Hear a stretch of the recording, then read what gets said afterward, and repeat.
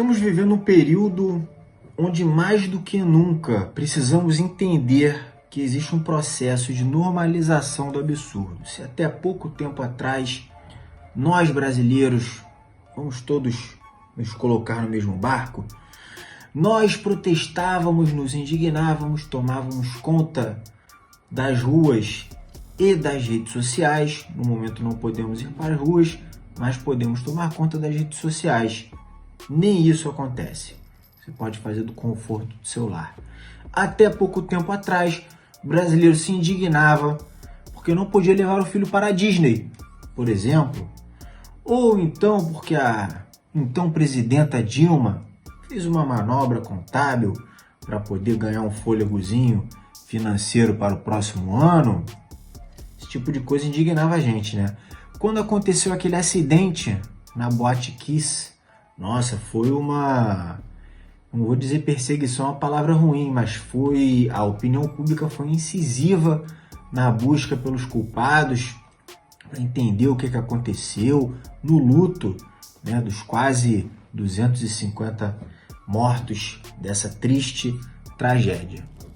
Brasil de hoje, 3.000 pessoas morrendo por dia, tá tudo bem, tranquilo. Tem pessoas inclusive comemorando, porque até outro dia eram 4, poderiam ser 5, mas são 3, tá tudo bem. O Brasil, há pouco tempo atrás, era o Brasil que lutava contra a corrupção. Inclusive, elegiam presidentes com esse discurso de combater a corrupção. Um dos principais discursos, na verdade, inclusive o ministro Onyx Lorenzoni, dando uma entrevista para a CNN, disse que esse era um dos grandes nortes do governo, um dos grandes feitos do governo Bolsonaro, ele fugindo do assunto da pandemia, querendo mostrar coisas boas que estavam acontecendo no governo. Mas não é a prática. Na prática, não é isso que a gente vê. E esse escândalo na Polícia Federal, esse escândalo, a mudança no superintendente da Polícia Federal, comprova que tudo vai de mal a pior.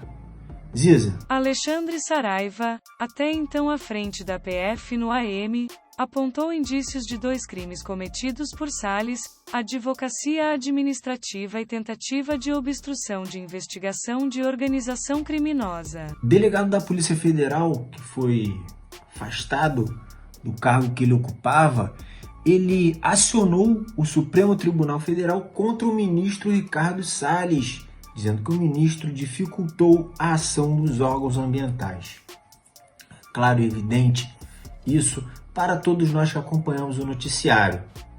Mas o negócio só fica sério, só é a vera quando, por exemplo, um delegado da Polícia Federal aciona o Supremo Tribunal Federal. Ele colheu provas, com essas provas, entregou essas provas para o Supremo Tribunal Federal para que o ministro Ricardo Salles seja responsabilizado. A Polícia Federal efetuou uma grande apreensão, uma enorme apreensão de madeira. Sabe o que o Ricardo Salles fez? O ministro do Meio Ambiente. Não dava para a gente esperar muito mais dele. Quando a gente fala dele, é sempre bom lembrar que Ricardo Salles é aquele que foi condenado por alterar mapas em favor de mineradoras, quando ele era secretário do Meio Ambiente do governo de quem? Geraldo Alckmin, em São Paulo. Exatamente, de onde você menos espera, que não vai sair nada do Ricardo Salles, só sai o combate à preservação da natureza, porque ele queria liberar essa madeira que foi apreendida.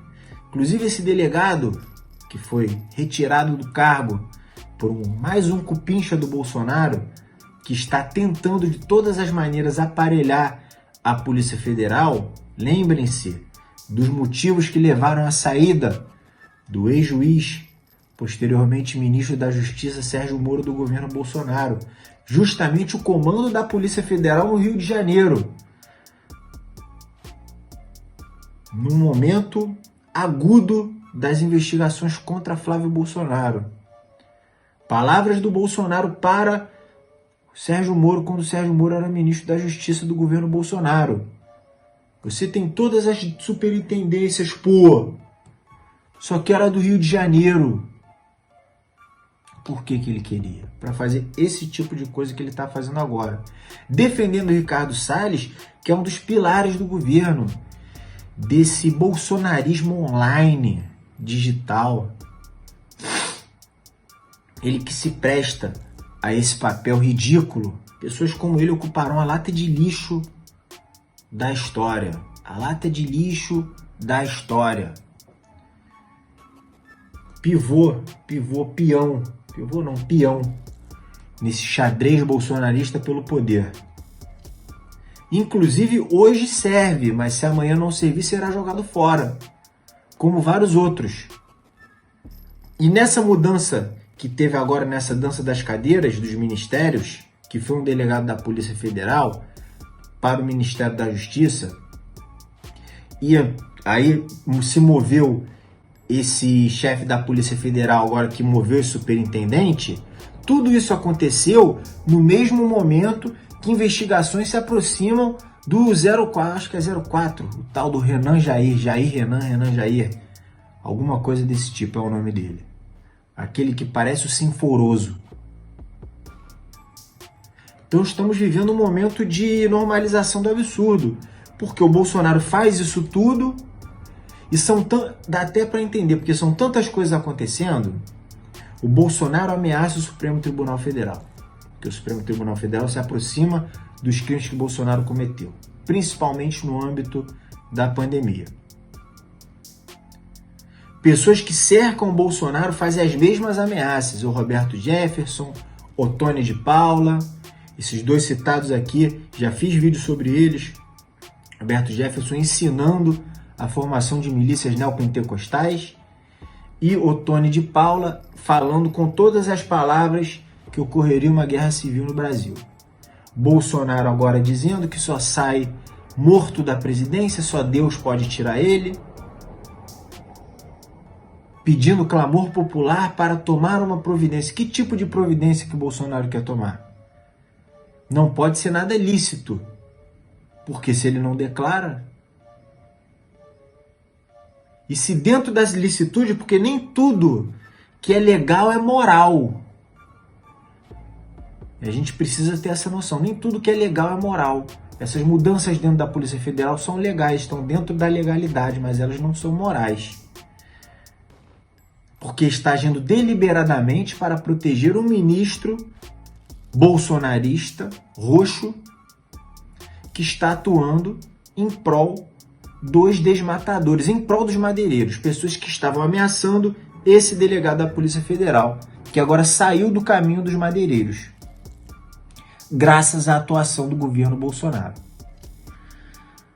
que depois tem a cara de pau de querer falar em encontros com outros governos, que atua na defesa da Amazônia. Aí se encontra com representantes do governo americano, faz essa vergonha que o Salles fez, que o Ricardo Salles fez, de ficar de pirizinho na mão de olhinhos famintos pedindo $1 bilhão. Quando o Bolsonaro assumiu o poder, tinham 380 bilhões só de reservas cambiais. Até quando vamos aturar? Até quando vamos sustentar? É o que eu quero saber. Minha curiosidade mórbida. Até quando os organismos de imprensa que noticiam, se posicionam de maneira tímida, políticos, os mais relevantes aqui, pensem nos mais relevantes,